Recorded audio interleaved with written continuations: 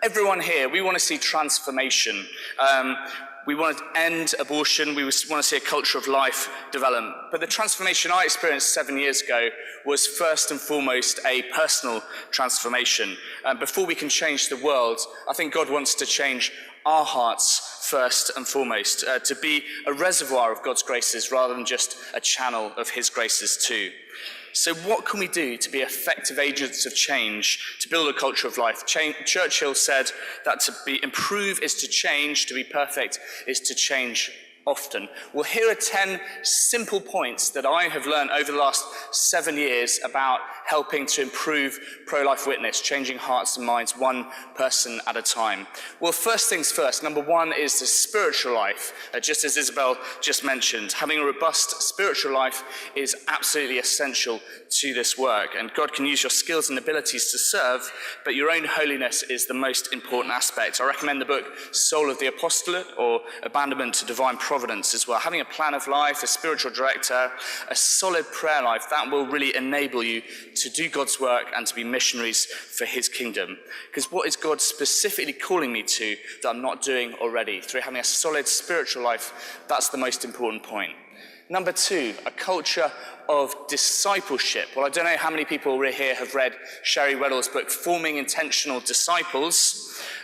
7 years ago, we started with a small group here in London, and God has blessed that over and over again. And I think Christ called others to leave their nets and follow him and be fishers of men. And we're called to create a culture of discipleship in the pro-life movement. And whether you run a pro-life organization here, to what extent do you have a culture of discipleship in your organization as well? How can you learn to draw more churches, organizations, and recruit other people? Many people here are looking to recruit others towards their cause. With apathy, we've talked about that today. To the degree that you find apathy, that's how passionate you've got to be. And with Bernadette and with Ante, hearing the passion of our speakers today, that passion and enthusiasm, that's what helps us to recruit others and build a culture of discipleship in our communities too.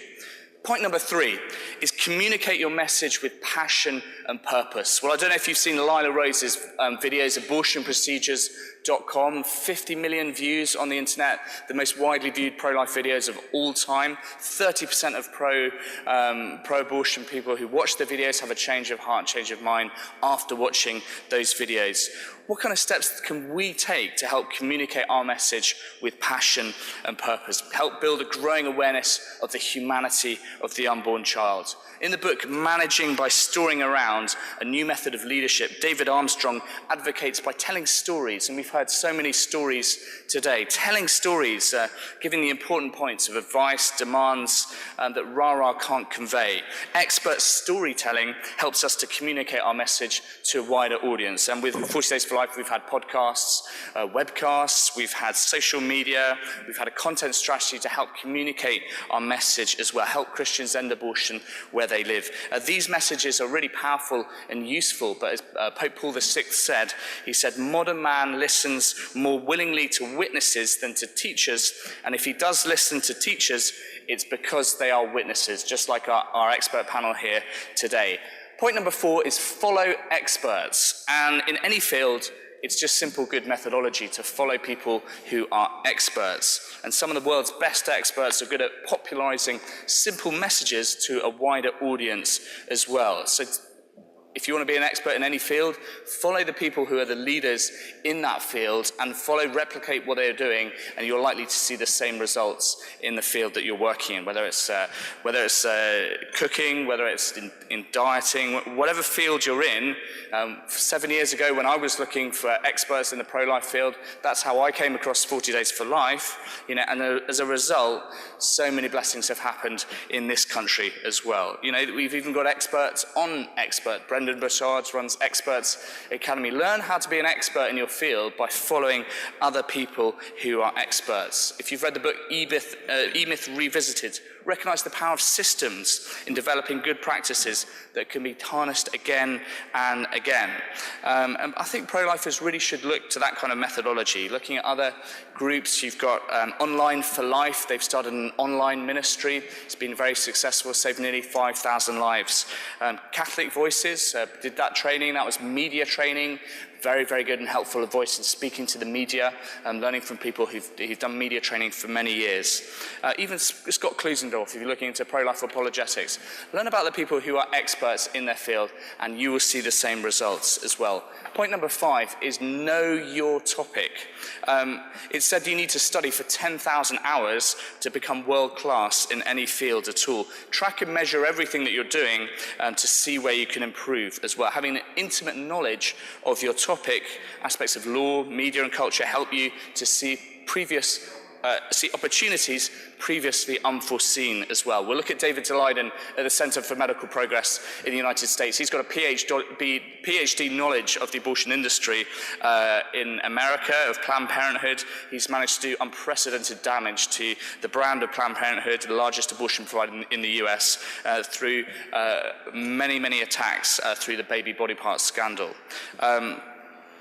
Some things that I've seen outside abortion centres over the last 7 years, we've seen ambulances arrive outside abortion centres, we've seen pro-abortion advocates gather all together, we've seen people who've been wounded by abortion, we've seen women who've been bleeding after an abortion, we've seen journalists, we've seen powerful advocacy from Christians, we've seen medical waste trucks, we've seen policemen, we've even seen abortionists complimenting us, we've seen Satanists as well.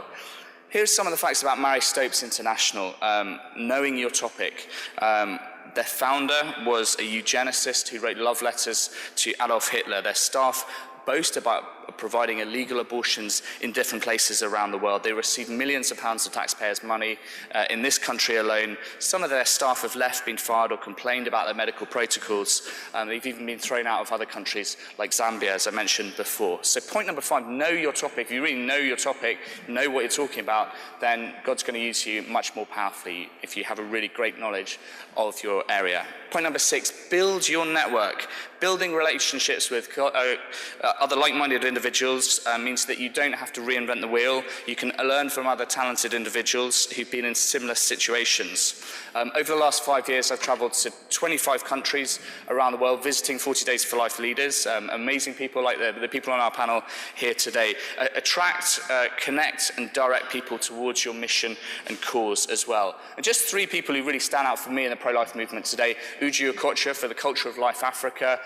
She goes to an African country, she changes like a whole nation all at once through she coming in, doing media, she's meeting with parliamentarians, she's stopped pro-abortion laws coming into certain countries like Sierra Leone and Malawi too. Jorge Serrano, Mexico, he's saved nearly 100,000 lives in Latin America by setting up women's centers all across Latin America. Collectively, they've saved thousands and thousands of lives. He's been persecuted, but he's had incredible witness in Mexico. And John Ensor, a US pastor, he's been to China. His ministry reaches 1 million people in China. He's been 16, 17 times through a network of churches in China. His very simple pro-life ministry, it spreads all throughout that network. So God can multiply your efforts beyond all imagination as well. Point number 7, overcome challenges. Navigate through opposition, setbacks, letdown, frustrations while making constructive progress. The challenges I've experienced here in London have been persecution and also apathy as well. By persecution, we've seen a whole range of activities directed towards us, from kamikaze cyclists to derogatory jokes, vilification in the media, physical and verbal abuse, imitation and eggs, water and horse dung being thrown over our volunteers as well. That God really has persecuted us in many, many different ways. But in the face of difficulty, many unborn children have been born, and we know that the mission and purpose of 40 Days for Life is to save lives and inspire hearts and minds. Through these experiences, I have learnt more spiritual and mental strength, and I don't know what challenges you will encounter in your ministry, but learning to overcome those challenges will ultimately make you more stronger and effective in your work as well. Point number 8, community outreach. Improve your community outreach. These are just some of the ways we've done community outreach in London. We've distributed magazines from the Human Life Alliance. We've had a dynamic social media presence. Books such as Epic Content Marketing Utility have been very good in communicating our message. We've hosted pro-life videos from Blood Money, Martha 21, October Baby, Doomby, Crescendo and Bella. These are all pro-life films that have been shown in London. Knowing the community, having a clear understanding, we've got 6 abortion centres here in London, all over this city. Knowing how many abortions take place in each one, be able to decide the best place to hold a vigil. Promoting resources from Chastity Project. Many groups have helped do this. It's been very effective, helping spread seeds about promoting chastity among young people. That's been really effective. Going to door with pro-life resources as well. You never know who you might meet. Sean Carney met an abortionist spouse at the door. You never know who you're going to meet at the door. Reaching out to all churches in the community with a pro-life message for pastors. Priests for Life have had great resources we've used there as well. Promoting other pro-life apostolates in the community and bringing pro-life messages to your local school as well, and contacting medical professionals. Point number 9, promotional strategy. We should be bold in our desires to transform society. We need entrepreneurs who reach the particular tangible needs of the pro-life movement. And when the grassroots of our movement is thriving, we will inform culture one person at a time, save lives and stem the tide. Culture informs politics, and each life saved from abortion is potentially a lifetime of regrets avoided.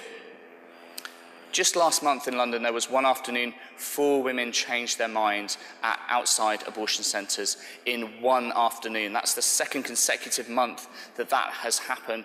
And I have no idea how God will want to bless this city after this conference with getting more and more people involved, that we can save more lives than any time before. The whole point of this conference is what happens after this conference, where you go from here. And I really hope that you will be inspired by the people that you've heard at this conference, that you'll go back to your own communities and implement all the things that you've learned here too. The last point is, point number 10, is do it anyway. When others are discouraged or disheartened, do it anyway. When others let you down or fail to respond to challenges, go do it anyway. When there's no tangible signs of marked difference, do it anyway. If the weather's appalling or the winds are bad, go do it anyway. Amidst any of the challenges, go out there and make a difference. You can plan and successfully implement the most effective life-saving strategy based on your community's needs. So I would think that all in all, what I find astonishing about the abortion debate is the euphemisms that are used. The reality of abortion is far different from the public perception, that many people are coerced into abortion situations, and how fragile are the lies, the silence, the euphemisms, the Orwellian doublespeak that props up the lies and lack of transparency that enable us to live in a country with abortion on demand. I think the walls of the abortion industry are thinner than you would think. And what would your dream list be on to see the end of abortion? A renewal in family life, women's health completely reframed, the myths of abortion destroyed, family life renewed, and post-abortive men and women receiving healing, peace and reconciliation easily. That's on my dream list. Thank you so much for listening.